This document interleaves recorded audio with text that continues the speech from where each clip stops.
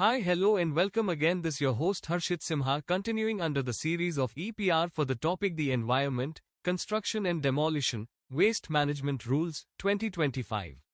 Part 1 of this topic, provide a structured regulatory framework for the environmentally sound management of construction and demolition, C&D Waste in India.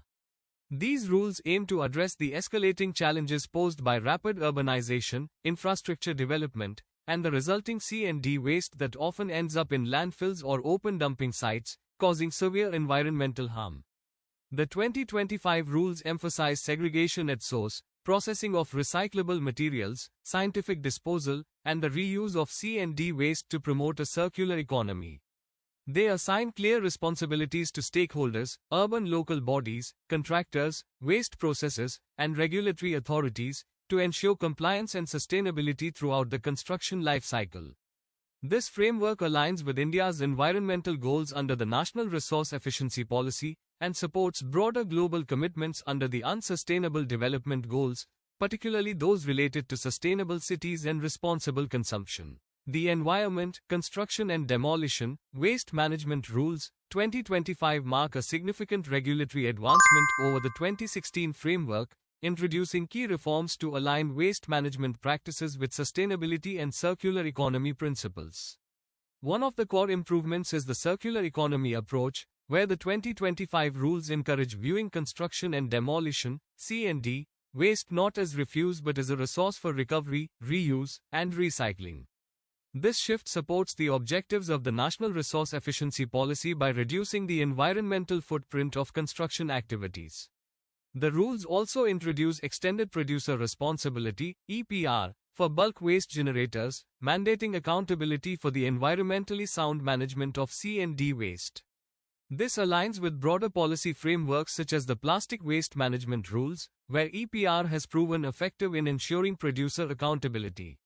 Another major enhancement is centralized monitoring, facilitated through a digital interface that enables real-time data access and centralized systems for tracking and enforcement.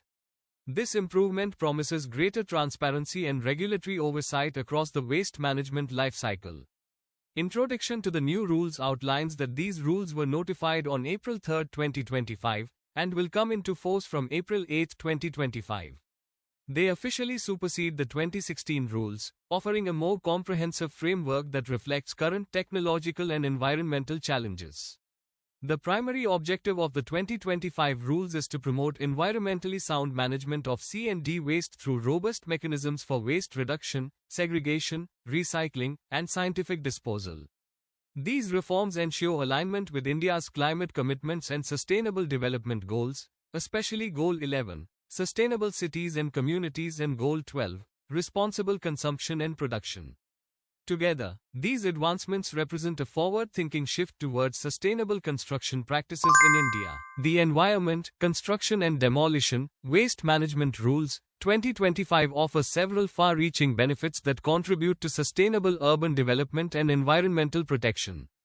A key advantage is resource conservation, achieved by promoting the recycling and reuse of construction materials. This reduces dependence on virgin resources and aligns with India's vision under the National Resource Efficiency Policy. The rules also support waste reduction, minimizing landfill use and extending the life of buildings through better material management. This reduces land requirements for waste disposal and addresses key urban environmental concerns. Furthermore, the new rules encourage the growth of new industries, particularly in recycling and green construction material manufacturing. This supports innovation and job creation in the circular economy space, in line with India's startup and Make in India missions. Lastly, they promote environmental protection by cutting pollution, reducing greenhouse gas emissions, and preventing ecological damage from improper waste disposal, helping India meet its commitments under the Paris Agreement. The Environment, Construction and Demolition, Waste Management Rules, 2025 establish a broad scope to regulate waste from construction, demolition, remodeling, renovation, and repair of all structures. These rules apply universally across sectors involved in infrastructure development, aiming to manage waste generation sustainably and enhance environmental compliance. However, specific exemptions apply. The rules are not applicable to waste under the Atomic Energy Act, 1962, defense-related projects, waste from natural disasters or war, and sectors already governed by sector-specific waste regulations, such as biomedical or hazardous waste. To ensure smooth transition and stakeholder preparedness, the rules are set to be implemented from April 1, 2026, offering a preparatory window for compliance adaptation. This timeline supports India's broader goal of enhancing environmental governance while promoting a circular economy in the construction and demolition sector. Under the Environment, Construction and Demolition, Waste Management Rules, 2025, a centralized online portal will be established by the Central Pollution Control Board, CPCB, to facilitate the streamlined implementation and monitoring of regulatory compliance. This digital platform aims to enhance transparency, ensure accountability, and simplify processes for all stakeholders involved in construction and demolition waste management. Mandatory registration through the portal is required for waste generators, collection agents, recyclers, and storage facility operators. Without registration, entities are prohibited from operating, and registered entities must not engage with unregistered ones, ensuring a robust compliance framework. The portal will also handle certificate issuance, with the CPCB required to issue registration certificates within 15 days of application. This timeline-driven, digital approach strengthens enforcement and promotes responsible waste management through real-time tracking, legal verification, and standardized documentation, all contributing to a more circular economy. Additionally, the rules include a strict prohibition clause: no entity is allowed to operate without registration. Furthermore, registered entities are not permitted to deal with unregistered parties, promoting accountability across the entire value chain and reducing the risk of illegal dumping or improper disposal of C&D waste. The registration process under the Environment, Construction and Demolition, Waste Management Rules, 2025 is designed to ensure that all entities engaged in C&D waste generation and management operate within a regulated framework. Entities such as waste generators, recyclers, and collection agencies must initiate the process by submitting applications through the centralized online portal, along with the necessary documentation and information. Upon receipt, the Central Pollution Control Board, CPCB, conducts an application review to check compliance with established requirements. If all conditions are met, a registration certificate is issued within 15 days, streamlining the timeline for regulatory approval and business operations. Additionally, registered entities must adhere to renewal and update requirements, ensuring that submitted data remains current and accurate. This structured approach promotes transparency, accountability, and continuous regulatory alignment in India's evolving waste management ecosystem. The Extended Producer Responsibility (EPR) framework under the Environment, Construction and Demolition, Waste Management Rules, 2025 holds producers directly accountable for the environmentally sound management of the waste they generate. This approach mandates producer accountability, ensuring that entities actively manage the waste linked to their operations.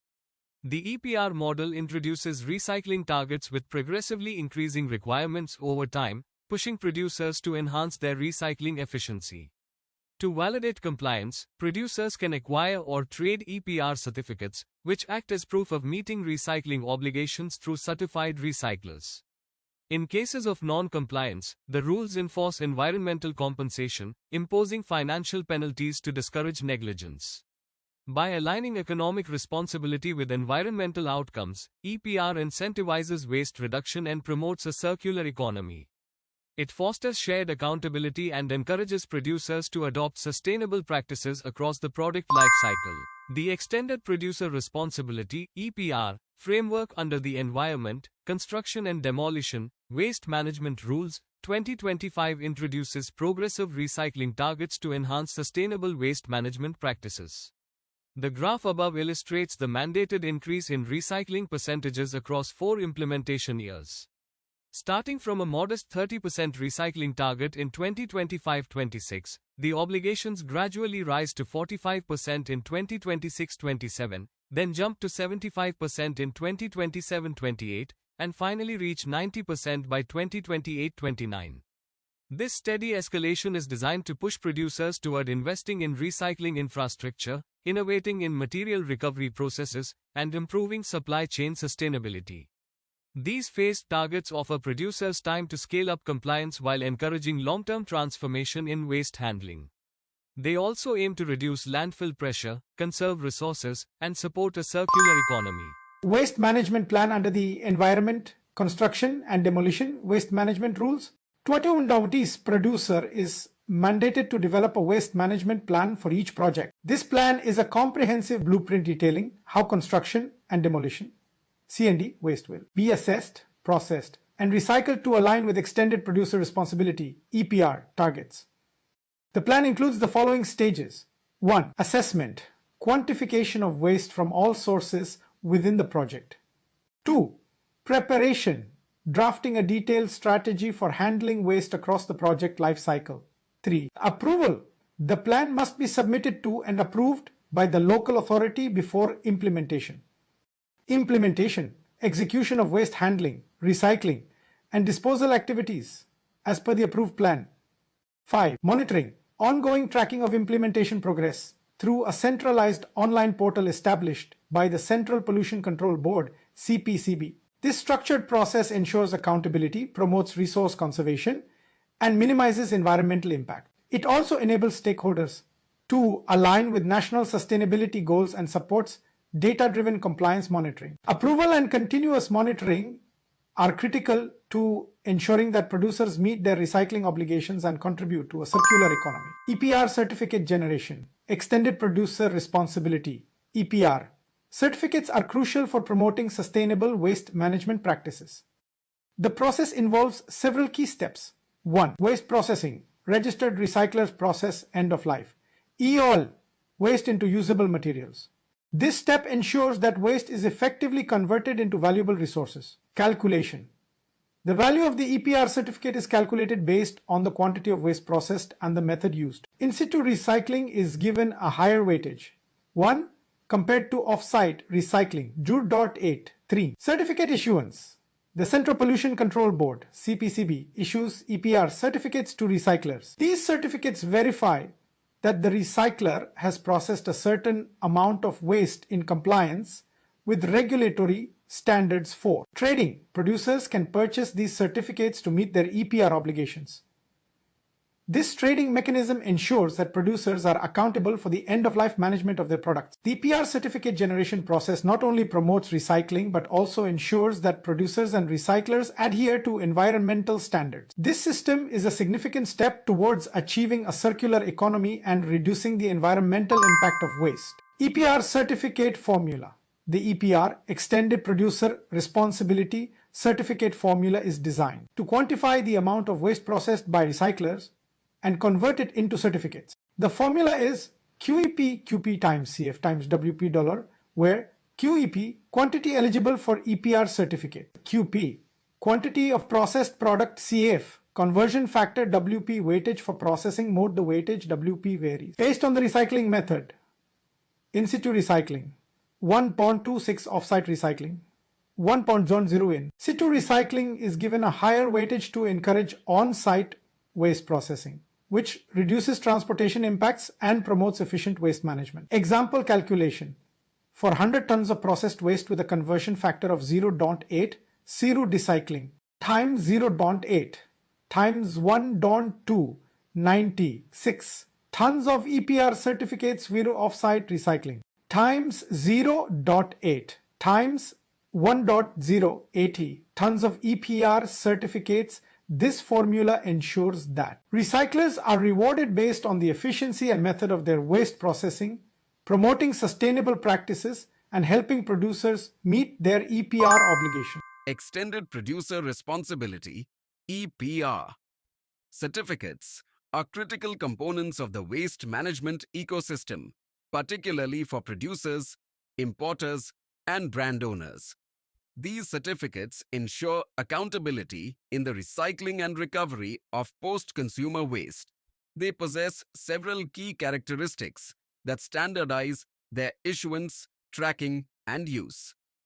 Firstly, each EPR certificate carries a unique identification number which helps trace its origin and usage.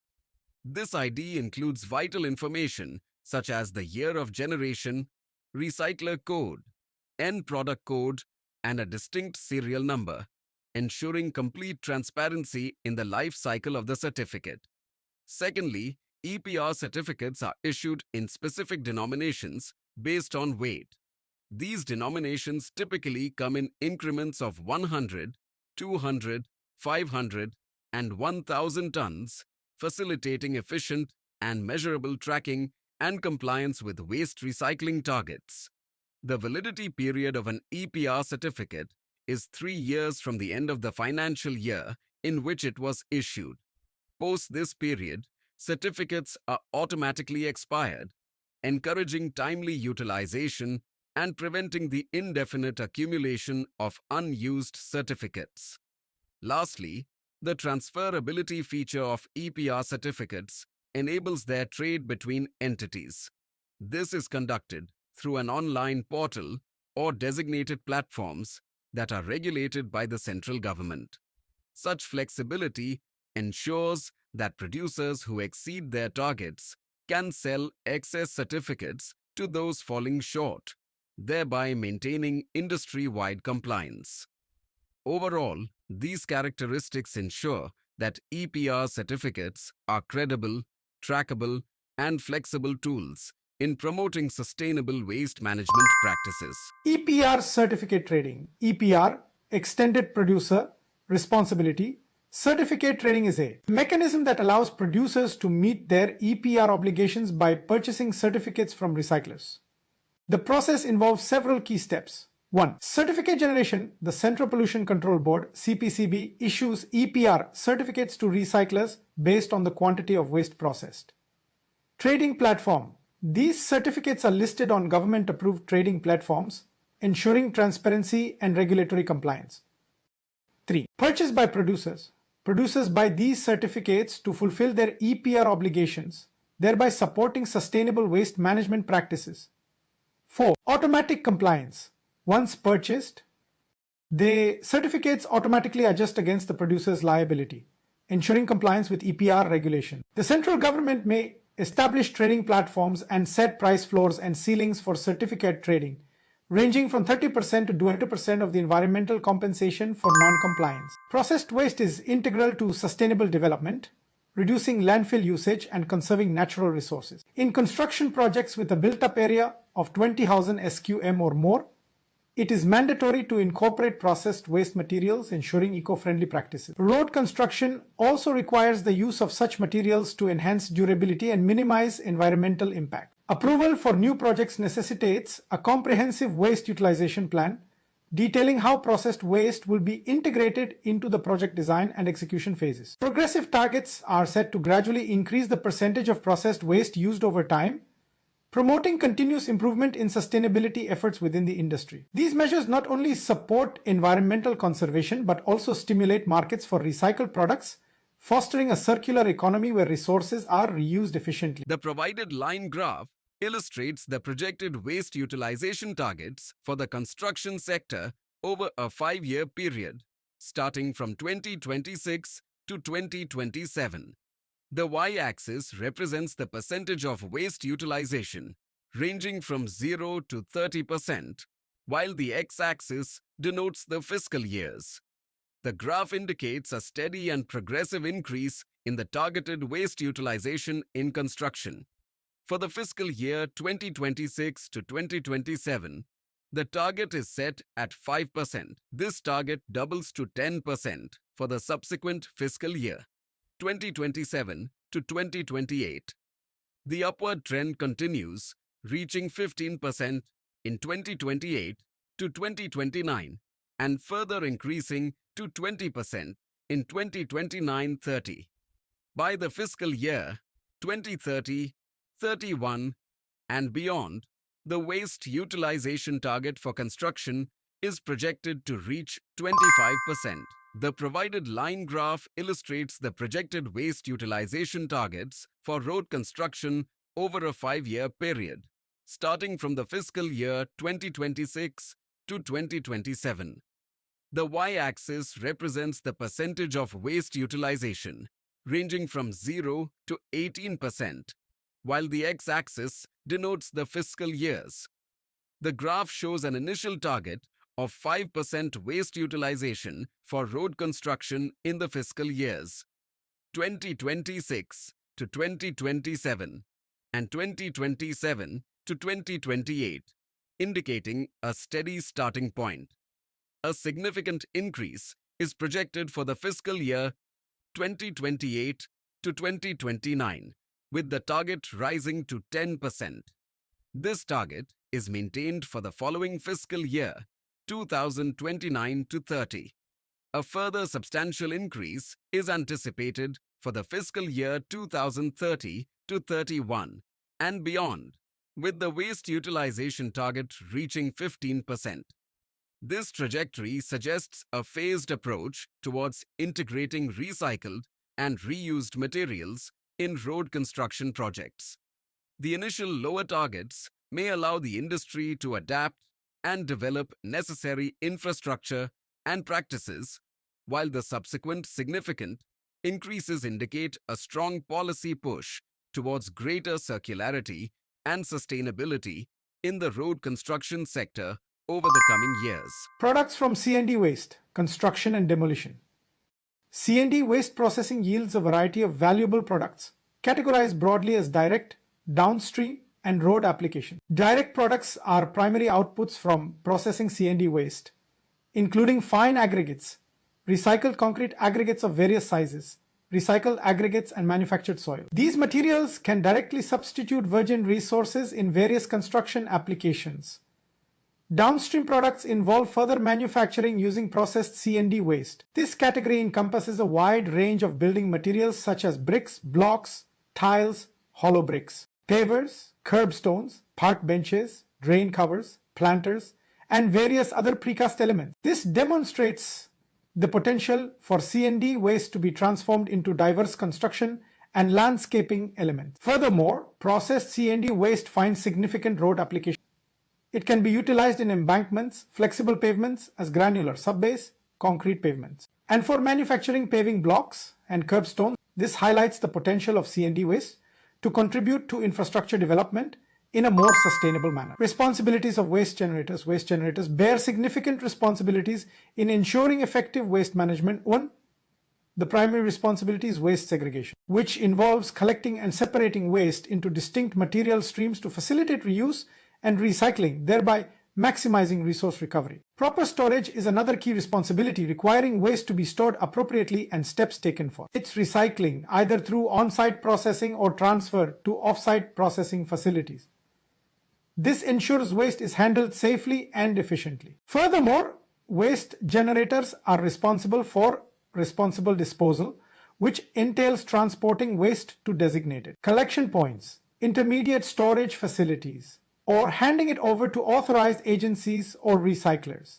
This ensures waste reaches appropriate processing channels. Finally, pollution prevention is a crucial responsibility, requiring waste generators to take measures to prevent air pollution, littering, and public nuisance during the collection, segregation, and storage of waste. This minimizes the negative environmental and social impacts associated with waste. Additional responsibilities of producers.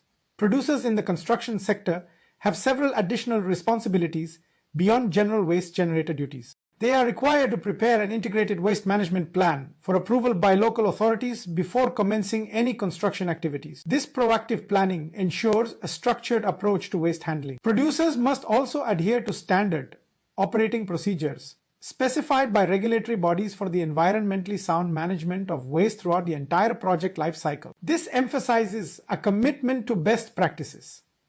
For demolition activities, producers are responsible for undertaking safe demolition in compliance with IS 421 Safety Code for demolition of buildings and other specified procedures, prioritizing safety and environmental consideration. Finally, producers are obligated to provide prior notification to local authorities before undertaking any demolition activity.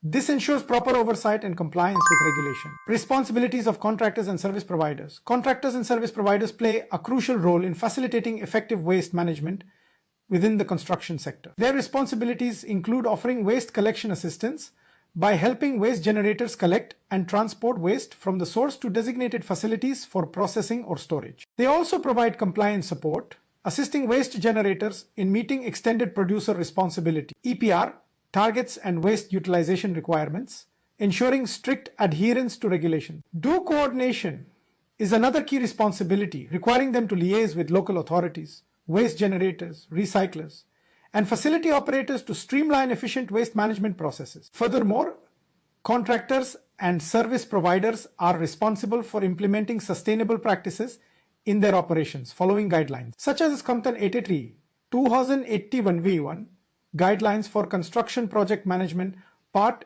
11 Sustainability Management. This emphasizes their role in promoting environmentally sound practices throughout the construction life cycle. Responsibilities of recyclers. Recyclers play a vital role in the waste management ecosystem. Tasked with processing waste materials for reuse, their responsibilities begin with coordination, requiring them to work collaboratively with authorities, waste generators, and end users to facilitate efficient waste processing workforce. Adherence to processing standards is paramount. Recyclers must follow established standard operating procedures for waste recycling to ensure environmentally sound and effective material recovery. Maintaining quality compliance is another critical responsibility. Recyclers are obligated to ensure that the recycled products they produce meet the required quality standards and specifications, making them suitable for their intended application. Proper disposal of any rejects or inert material that cannot be recycled is also a key responsibility. This involves disposing of these materials responsibly at designated sanitary landfill facilities, minimizing environmental harm. Finally, recyclers are accountable for reporting, which includes submitting regular reports on the quantities of waste received, the processing activities undertaken, and the amounts of recycled materials dispatched. This provides crucial data for monitoring and improving the overall waste management system. Responsibilities of storage facility operators. Operators of waste storage facilities play a crucial intermediary role in the waste management process. Their responsibilities encompass several key functions to ensure the safe and efficient handling of waste. Coordination is a primary responsibility, requiring operators to work closely with local authorities and waste generators to facilitate the receipt, storage, and dispatch of waste at intermediate storage sites. This ensures a smooth flow of materials within the waste management system. A critical aspect of their role involves obtaining permission for disposal. Operators must secure prior authorization from relevant authorities before disposing of waste in low-lying areas or for purposes other than sanitary landfilling. This regulatory compliance is essential for preventing unauthorized and potentially harmful disposal practices. Adherence to standard procedures is also paramount. Operators are required to follow the standard operating procedures and measures laid down by regulatory bodies for the proper handling and storage of waste. This ensures safety, minimizes environmental risks, and promotes operational efficiency. Finally, storage facility operators are responsible for regular reporting. This includes submitting semi-annual and annual reports on waste receipt, storage, and dispatch through the designated online portal. This reporting provides crucial data for monitoring waste flows and ensuring accountability within the waste management system. Waste storage requirements. Effective waste management necessitates adherence to specific storage requirements at various stages. Collection points are established by local authorities within their jurisdictions to facilitate waste collection from the source before it is transported to processing or storage facilities. These points serve as temporary holding areas. Intermediate storage facilities become necessary under specific circumstances when no functional processing facility exists within the jurisdiction or when processing facilities face storage space constraints. Storage at these intermediate facilities is typically limited to a maximum of 120 days but can be extended up to 180 days with prior approval. This time limitation aims to prevent prolonged storage and encourage timely processing or disposal. Crucially, all storage facilities, regardless of their type or duration, must implement stringent environmental safeguards. These measures are essential to mitigate potential negative impacts. One facilities must take precautions to prevent public nuisance effectively, control air and water pollution emanating from the stored waste, and strictly avoid any unscientific methods of waste disposal. These environmental safeguards underscore the importance of responsible waste handling and storage to protect public health and the environment. This last slide describes about responsibilities under the Environment, Construction and Demolition Waste Management Rules 2025.